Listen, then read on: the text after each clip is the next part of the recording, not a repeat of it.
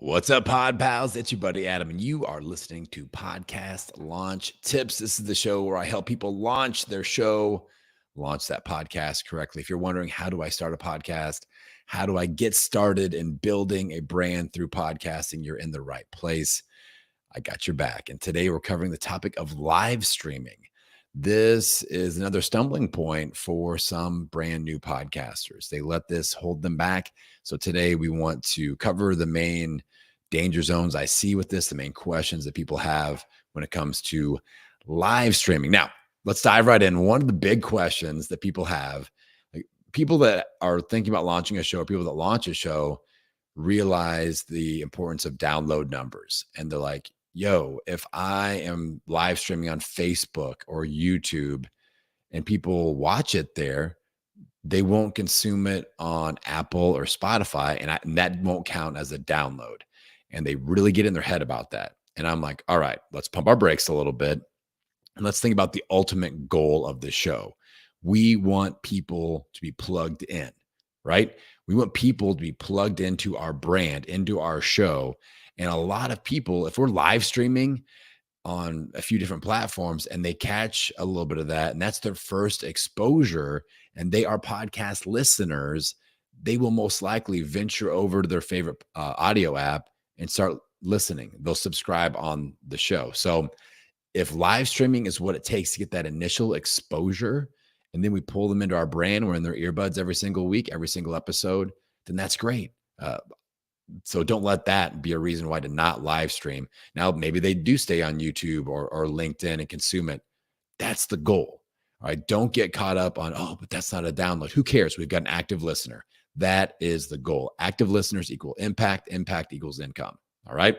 So don't let that be a reason to not live stream. So I've broken this up in my notes into the no's and the yeses. So let's cover the no. These are the people that should not live stream.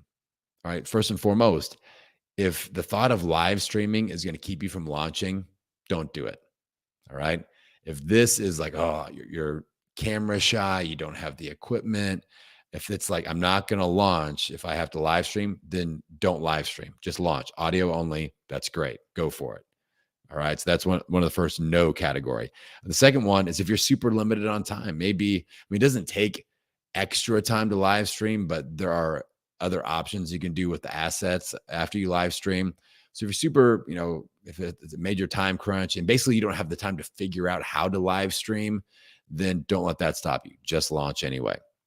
If you're scared of tech, like I use a live stream platform called StreamYard. It's very easy, but some people have a hard time figuring it out.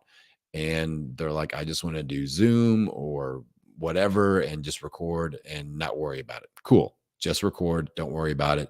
Don't live stream. Last one, if your budget is limited, you're like, I can't afford a live streaming service, or I can't get a good camera, or I don't have like a background setup or something like that. You don't need the Joe Rogan podcast experience studio or anything like that. Like I'm just in my basement. I'm in my podcast bunker.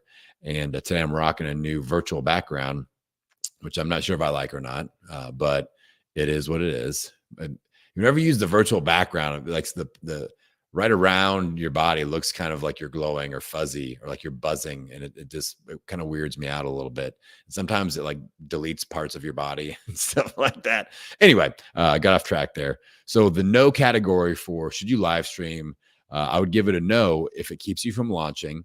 If you are super limited on time and don't have time to learn how to do the basics of live streaming, if you're super scared of tech, or if you have a very limited budget, those would all be no's. You can always pick up live streaming later, but don't start live streaming. Now, the yeses would be if you want to grow your social media. Like if you want to grow your social media presence, going live is a great way to do that all across social media. But like I said, I use a platform called StreamYard when I record my episodes and when I live stream, and I can stream live into YouTube, Facebook, and LinkedIn. So if any of those three platforms are a couple of your focus platforms, and actually, ironically for me, they aren't at all. Like they aren't my two main social media platforms that I focus on are Instagram and Clubhouse, neither of which can I stream live into when I record a podcast yet. That would be awesome though.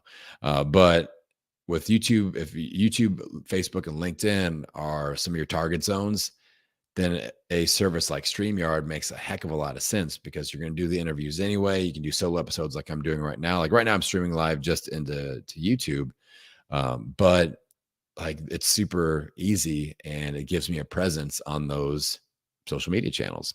The second of the yes category, if you want an interactive talk show feel, you can schedule regular lives. Again, that's going to help a lot. Like I kind of randomly pop on, so I don't get a whole lot of people showing up live for me when I record on StreamYard. But if you have like when every Wednesday night at 7 p.m. or people know when and where to show up, they will start showing up, on YouTube, on Facebook, on LinkedIn, wherever you're streaming, and they will comment.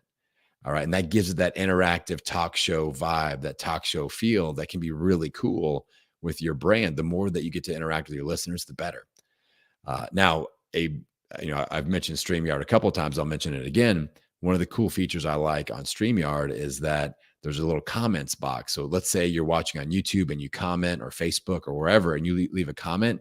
I get a notification. I can pull that comment up onto the screen and kind of shout you out. It's a nice little extra visual. It increases engagement, encourages people to leave comments, and that's pretty darn cool. So that is something to think about with the comments there if you want to really have that talk show feel. Now, lastly, if you use a lot of video assets or you plan to with your podcast marketing and promo, streaming live, you are most likely going to have a nicer setup, and you're going to have better video assets. So, like for me, I use StreamYard and it dresses it up. I've got like the labels, the ticker across the bottom. I can brand everything. I can do virtual backgrounds. I can have everything branded out. When you're doing interviews or multi-person interviews, you can move the pictures around so that they're set up looking the way that you want them to look with your branding, your font, everything. And it'll make your video assets look nicer, which is a good thing. All right. So those are some yeses and nos for should you live stream. I don't think it's a straight up answer for everybody. Like this is something you need to figure out. But the most important thing is, again, right where we started, the big no is if this is going to keep you from actually launching. You launching is more important than you live streaming. I want that audio podcast. I want it to be one episode a week, regular cadence. And then you can always pick up the equipment later. You can get your camera set up, your lighting, all that stuff, and get your StreamYard set up. And add live streaming later on. I only started live streaming my show, Podcasting Business School, about 9 months ago. So I started in 2015. So I haven't been live streaming for that long. I do enjoy it. I do feel like it helps give me a presence on some social media channels that I'm not super active on, and we get some interaction and I find new listeners. So those are my thoughts on live streaming. If you have questions about live streaming or any other sort of checklist in the podcast launch checklist that you are filling out, if you're thinking about launching a show, check out my website and get signed up for my next podcast launch think tank.